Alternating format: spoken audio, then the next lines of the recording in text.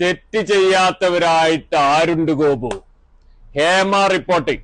മലയാളികളുടെ മുന്നിൽ നെഞ്ചും വിടർത്തി നെട്ടല് പണയം വെക്കാതെ മലയാളത്തിന്റെ 4-5 നടിമാര്, രേവതി, പാർവതി, റീമ കല്ലിങ്കല്, പേരറിയാത്ത 1-2 പേരും കൂടി ഉണ്ട്. ഇവര് നെട്ടല് പണയം വെക്കാത്ത നടികളാണെന്നുള്ളത് മലയാളികളുടെ മുന്നിൽ തെളിയിച്ച ദിവസങ്ങളാണ് ഇന്നലെയും ഇന്നുമായിട്ട്.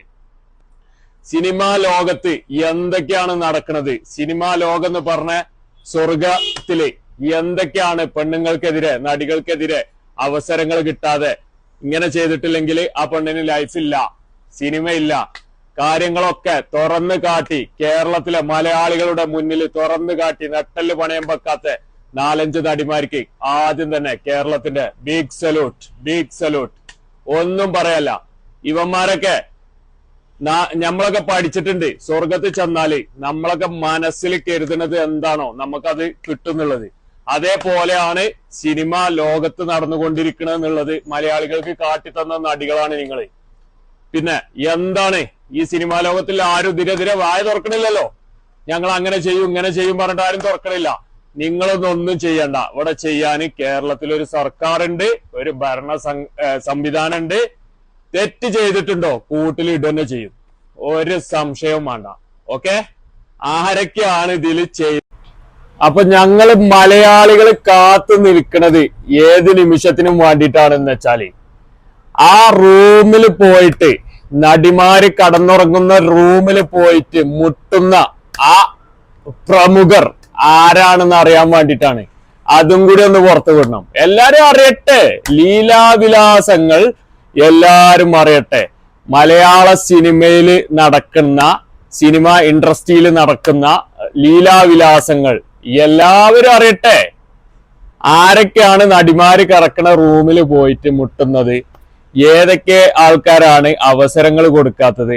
നമുക്കറിയാം. ഈ പെൺപട രേവതി, റീമ കല്ലിങ്കല് ഇവരൊക്കെ നയിക്കുന്ന ഈ പെൺപട ഒരു 4 വർഷം 3 വർഷം 4 വർഷമായിട്ട് ഇതിന്റെ പുറകിലുണ്ട്.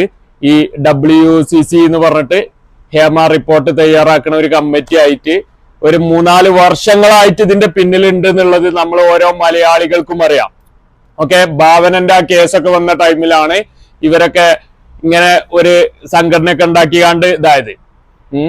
അപ്പൊ ഇവര് ചെയ്തത് നല്ലൊരു കാര്യം. ഇങ്ങനത്തെ ഒരു സംഭവം പെണ്ണുങ്ങൾക്ക് നേരെ സിനിമാ ലോകത്ത് നടക്കുന്നുണ്ട് എന്നുള്ളത് നമുക്കൊക്കെ മുന്നേ അറിയാം.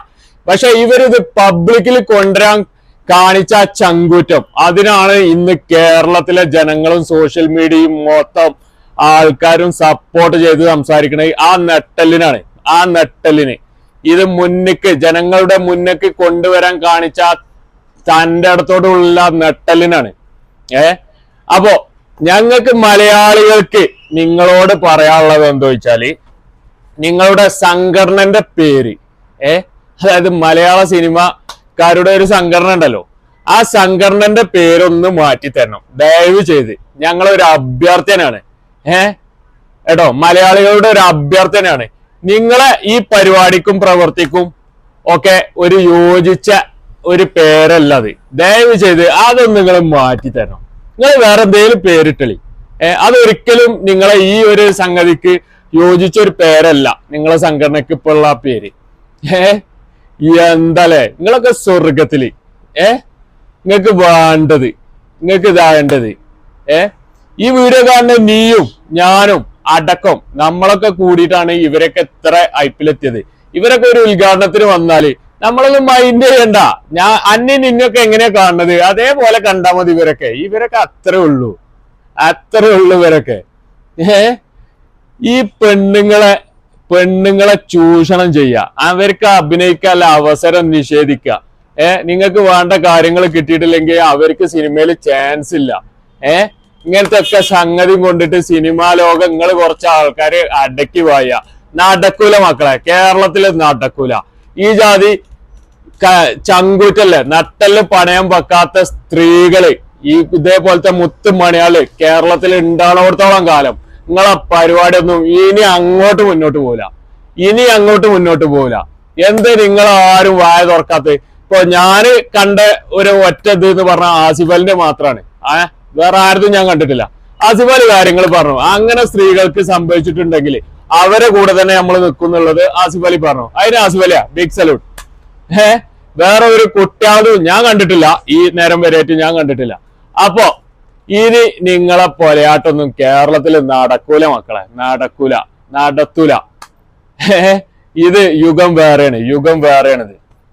മമ്മൂക്ക പറഞ്ഞായിരിക്കും ഇത് ഭ്രമയുഗാണ്, ഭ്രമയുഗം.